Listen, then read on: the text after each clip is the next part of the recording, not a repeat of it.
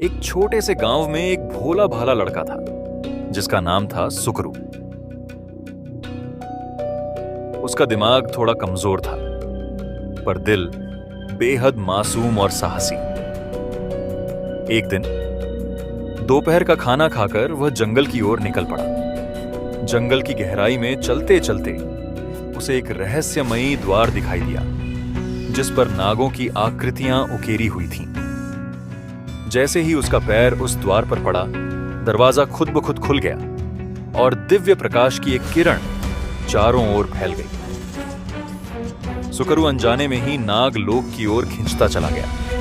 आगे बढ़ते ही उसका सामना एक विशाल असुर नाग से हुआ जिसकी आंखें अंगारों सी लाल थीं।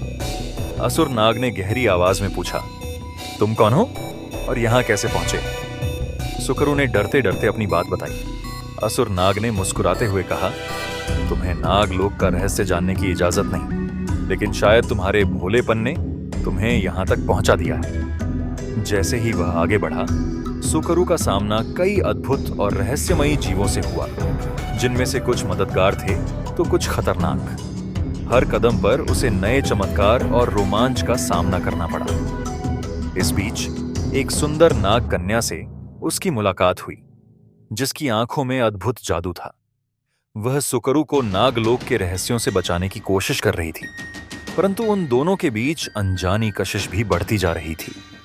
लेकिन क्या सुकरू इस रहस्यमयी संसार से सुरक्षित लौट पाएगा या उसे यहां के गहरे रहस्यों और प्रेम की बंधन में हमेशा के लिए बांध दिया जाएगा? अब इस समय थी। सुकरू नाग कन्या के साथ नागलोक की अनोखी दुनिया में आगे बढ़ता गया। उसका नाम मणिका था और उसकी आंखों में गहरा रहस्य और मोहक चमक थी। मणिका सुकरू को नागलोक की विचित्रता और अद्भुत शक्ति से परिचित करवा रही थी, पर हर मोड़ पर उसे सुकरू की सुरक्षा की चिंता भी थी। जंगल के बीचों बीच एक रहस्यमयी झील थी जिसमें झांकने पर भविष्य की छवियां दिखाई देती थीं। मणिका ने सुकरू को झील के पास लाकर कहा, इस झील में जो देखोगे वह तुम्हारे भविष्य का अंश होगा, परंतु एक बार देखना शुरू किया तो रुकना मुश्किल होगा। सुकरू ने झील में झांककर देखा, जहां उसे अपने गांव और अपने लोगों की छवियां दिखीं जो किसी अनजान संकट में फंसे हुए थे। आश्चर्य और भय के साथ उसने मणिका की ओर देखा। मणिका ने बताया कि नागलोक की शक्ति से ही उसका गांव सुरक्षित हो सकता है, पर इसके लिए सुकरू को नागलोक का एक महत्वपूर्ण रत्न ढूंढना होगा। यह रत्न नागलोक की गहराइयों में एक खतरनाक नाग असुर के पास था जो किसी को भी उसे लेने नहीं देता था। अब सुकरू के पास दो रास्ते थे, या तो वह मणिका के साथ नागलोक में रहकर उसे अपना जीवन समर्पित कर दे, या असुर से लड़कर वह रत्न हासिल करे और अपने गांव को बचाए। मणिका की आंखों में नमी थी, पर उसने सुकरू को विदा दी। तुम्हारा साहस ही तुम्हें इस राह पर ले जाएगा। मैं हमेशा तुम्हारे साथ हूं।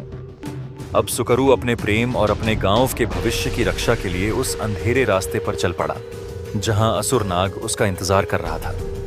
लेकिन क्या सुकरू उस रत्न को प्राप्त कर पाएगा, या इस यात्रा में उसकी कुर्बानी ही गांव को बचाएगी? रहस्यमयी नागलोक की गहराइयां अब उसके लिए एक आखिरी चुनौती थी।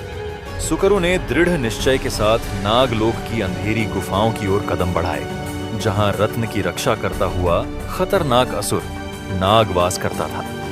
गुफा में प्रवेश करते ही चारों ओर सन्नाटा और डरावना अंधेरा छा गया। अचानक उसे असुर नाग की फुफकार सुनाई दी। विशाल असुर नाग सामने आ गया। उसकी आंखें अंगारों की तरह चमक रही थीं। असुर नाग ने गर्जना की, तुम्हें यहां आने का साहस कैसे हुआ इंसान? क्या तुम्हें अपने प्राणों का मोह नहीं? सुकरू ने साहस से जवाब दिया, मैं अपने गांव की रक्षा के लिए यहां आया हूं। मुझे वह रत्न चाहिए जो संकट को दूर कर सकता है। असुर नाग ठहाका मारकर हंसा और बोला, अगर तुम मुझसे यह रत्न पाना चाहते हो तो तुम्हें अपनी सबसे बड़ी कुर्बानी देनी होगी। सुकरू ने हिम्मत नहीं हारी और कहा, मैं अपने गांव और अपने लोगों के लिए कुछ भी करने को तैयार हूं। असुर नाग ने एक चुनौती दी, तुम्हें मेरे 3 प्रश्नों का उत्तर देना होगा। अगर तुम सफल हुए तो रत्न तुम्हारा होगा, पर असफलता पर तुम यहीं रह जाओगे। सुकरू ने चुनौती स्वीकार कर ली। पहले प्रश्न में असुर नाग ने पूछा, सच्चा साहस किसे कहते हैं? सुकरू ने जवाब दिया, सच्चा साहस अपने डर का सामना करना है, अपने प्रियजनों की सुरक्षा के लिए किसी भी हद तक जाना। असुर नाग संतुष्ट हो गया। दूसरा प्रश्न था, सच्चे प्रेम का मर्म क्या है? सुकरू ने मणिका को याद करते हुए कहा, सच्चा प्रेम त्याग में है, जिसमें प्रियजन की खुशी और सुरक्षा सर्वोपरि हो।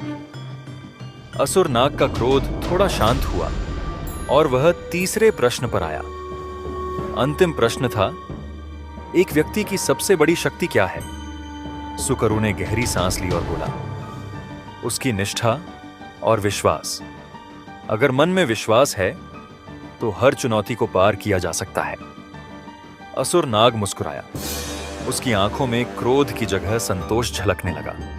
उसने कहा, तुमने मेरे तीनों प्रश्नों का उत्तर देकर सिद्ध कर दिया कि तुम इस रत्न के सच्चे हकदार हो। कहते हुए उसने रत्न सुकरू को सौंप दिया। रत्न लेकर सुकरू अपने गांव लौटा, जहां उसकी प्रतीक्षा में मणिका और गांव वाले खड़े थे। रत्न के प्रभाव से गांव का संकट दूर हो गया और सुकरू की वीरता की कहानी हर दिल में बस गई। मणिका और सुकरू के बीच का प्रेम भी अमर हो गया और नागलोक की यह कहानी पीढ़ियों तक सुनाई जाती रही।